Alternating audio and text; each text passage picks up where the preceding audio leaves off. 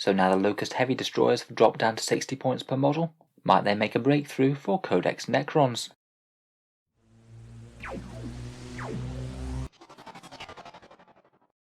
Hello and welcome back to Auspex Tactics, the strategy-focused 40k channel, where we're all about getting the most out of our miniatures on the tabletop. In today's video, I thought it would be a good time to take another look at the Lokhust heavy destroyer, one of the fairly jazzy new sculpts that came out shortly after Indomitus, but maybe has just been a little bit underwhelming in terms of points for its efficiency. Dropping down from 70 points to 60 really is a significant buff, so let's take another look at these guys, some maths on their damage output, buffs in game, and whether or not they compete well. So Lokhust heavy destroyers are of course a heavy support choice for Codex Necrons, and you can field them on their own in squads of 1 to 3, or add one to a squad of regular Lokhust destroyers.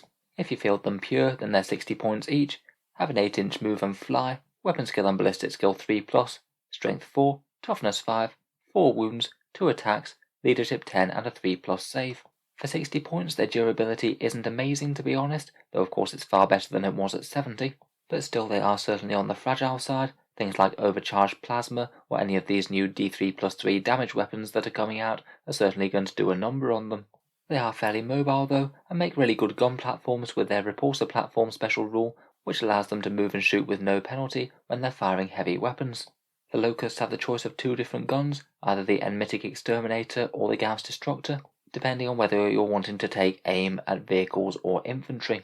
Both are pretty specialised towards their given roles. The Enmitic Exterminator is a heavy 3d3 weapon with 36-inch range, strength 7, AP-1, damage 1 and blast. The damage 1 is a bit underwhelming to be honest. It means that it's rarely going to be all that efficient if it's not firing against 1 wound infantry. It will be in its element against hordes though. If you take aim at 11 or more models, then you'll get a big 9 shots out of this thing, which is really quite nice.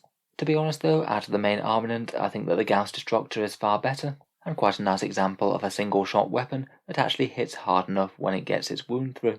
Again, 36 inches, 1 single shot, strength 10, AP-4, at a massive damage characteristic of 3d3. If the stars align and you roll well, then in theory you could one-shot a Dreadnought with this. Still, an average of 6 wounds against most targets is going to be pretty nice, really good for taking out multi-wound critters or characters. The destroyers have all the special rules that you'd expect: living metal for wound regeneration, command protocols for a few scattered buffs, reanimation protocols, though you'll be very lucky to get one back with 4 wounds, and the standard destroyer hardwired for destruction special rule, meaning that they get to reroll 1s to hit innately. Otherwise they are infantry, so can make good use of cover. They do get the dynasty keyword, but aren't core, so they don't have quite as much synergy with certain buffing units. Overall, I'd run them with the Gauss Destructors as a mid-range, very hefty anti-tank threat, where if your opponent ignores them, just a few stray shots could really ruin some vehicles or characters' days. The other way to field the heavy destroyers is seeded within the Lokhust destroyers unit. I think it wasn't a terrible way to field them before the points drop, but now the heavy destroyers went down 10 points and the regular Lokhust stayed the same. I think really it's just pretty much always worth upgrading to be a heavy destroyer. For the points you're typically going to be more durable, and I think the gun provides better value as well. The Gauss cannons certainly aren't bad at killing heavy infantry, but it's just not quite as nice as a 3d3 damage shot on a 60-point model. I guess maybe the best use case for the standard destroyers will be if you want to make best use of the extermination protocol stratagem, as you could get really quite a big unit if you wanted to max it. Talking of damage output though, here's how 3 Gauss Destructors or Enmitic Exterminators might perform in a unit of heavy destroyers for 180 points. The Gauss Destructors will do an average of 9 wounds to toughness 7 or 8 vehicles without invuls, which really isn't too bad at all for an 180 point unit, though I would bear in mind it's going to be very swingy as to whether you actually convert those hits through or not. Invuls will certainly blunt these guys' output. It's down to about 6 wounds if you fire at something like a 5+ invul, say a Drakari Ravager, and typically if you point them at Space Marines you can expect around about 2 of them to get splattered. All of these numbers are including their built-in rerolls by the way. The Enmitic Exterminators are of course far weaker against vehicles, really bad against toughness 8 and only 3 or 4 wounds to a toughness 7.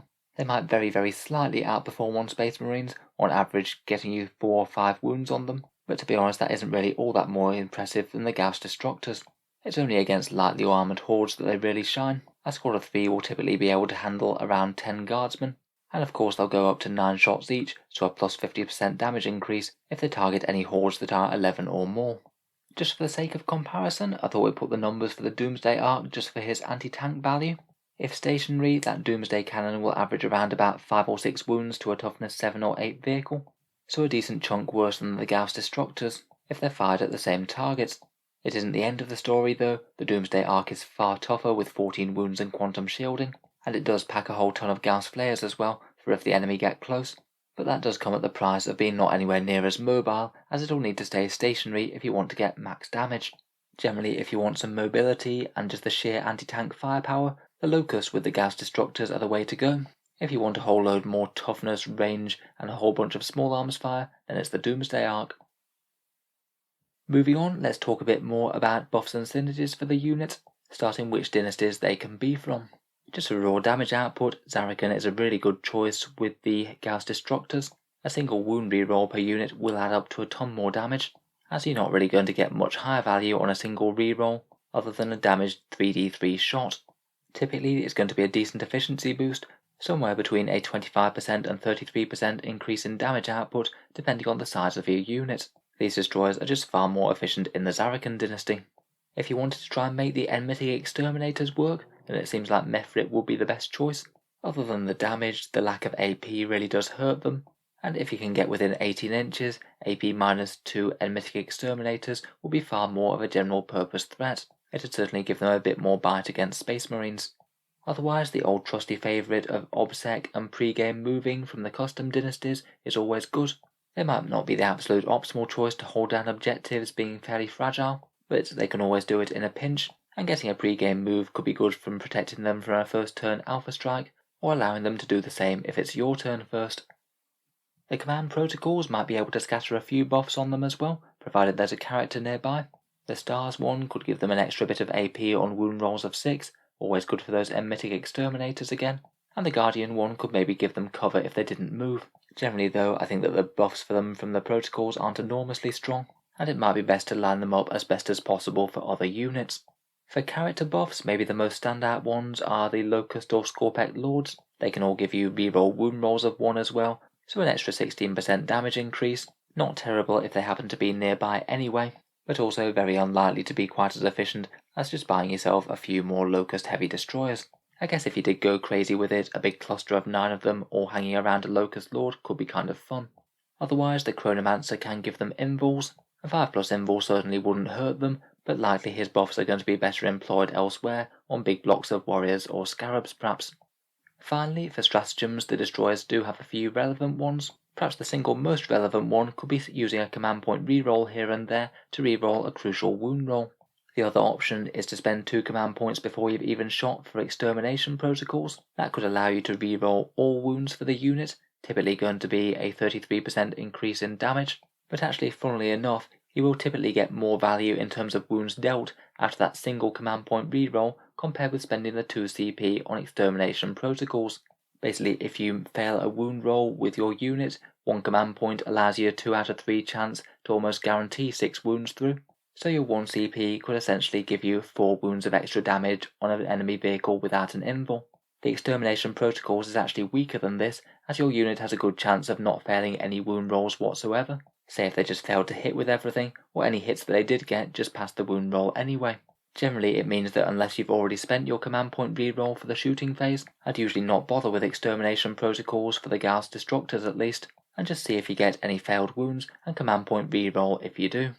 Otherwise, there are a few other stratagems they could use. You can spend 1 command point for auto wounding on 6s. I guess maybe could be handy on those Enmitic weapons. Make 1 dice auto wound the enemy. Not the lowest value thing ever, but at the same time it'll wound 8 out of 9 times if you just use a command reroll anyway.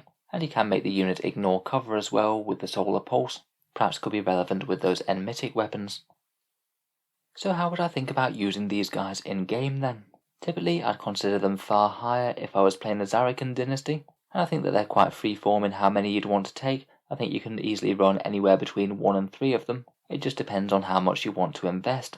Multiple small units seems like a pretty reasonable idea if you do have the heavy support slots available to reduce enemy overkill damage.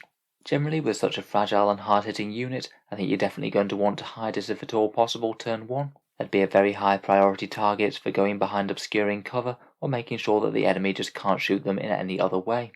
Ideally, I'd want to try and lurk them around something that blocks line of sight lanes, try and draw a bead on the target that you want to melt, but keep shielded from the vast majority of the enemy army if possible. In some matchups I suspect it could get quite tricky. They do only have a 36-inch threat range, which could make positioning a bit awkward if your opponent's heavies are trying to sit at the back of the board. Generally from there they're just going to want to aim at all their heavy enemy targets, particularly anything that's got 6 or more wounds, where the Gauss Destructors are going to come into good effect, and if you manage to expose any enemy characters as well, then they could be a good choice for trying to gun down one of them with a single shot. As I said previously with stratagems, I think the command reroll is far more valuable than extermination protocols, so if you think there's a good chance that you might not wind up using it anyway later in the phase, I would use the CP reroll with priority over the extermination protocols. So overall, how good are they then? I'd say at 60 points, the destroyers are far more usable, and along with the Doomsday Arc, seem like one of the better anti-tank choices in the codex now. I feel like they are a harder unit to use though, just because if you do expose them to enemy fire, then out of the entire Necron army, these might be one of the units that they get the most value out of shooting dead. Most Necron stuff is really tough for the points, but these guys just aren't. With the new lower points, it'll be interesting to see if either them or Doomsday Arcs make any showings in Necron tournament lists in the future. Outside the codex, it's kind of hard not to compare them to some of the more contemporary releases, particularly things like the undercosted Admech Iron Striders, who would make these guys very envious indeed, basically doing everything that they do but better. Perhaps not the best thing to get too hung up on, to be honest. That's the case for basically everything in the game at the moment, and against the vast majority of other armies, I'd say that these guys do perform okay. So let me know what you think of these Locusts now. Could you see yourself using more of them in game? Or are the 4 wounds at toughness 5 still too much of a barrier to overcome, with them just getting shot off the table? If you've enjoyed the video, then feel free to subscribe to Auspex Tactics, or I'll certainly keep plenty of 40k videos coming, hopefully with a fair bit more for the Necrons as time goes on. If you have been enjoying the videos on the channel, I would just like to mention one way that you can support video production, and that's my Element Games affiliate link down in the video description.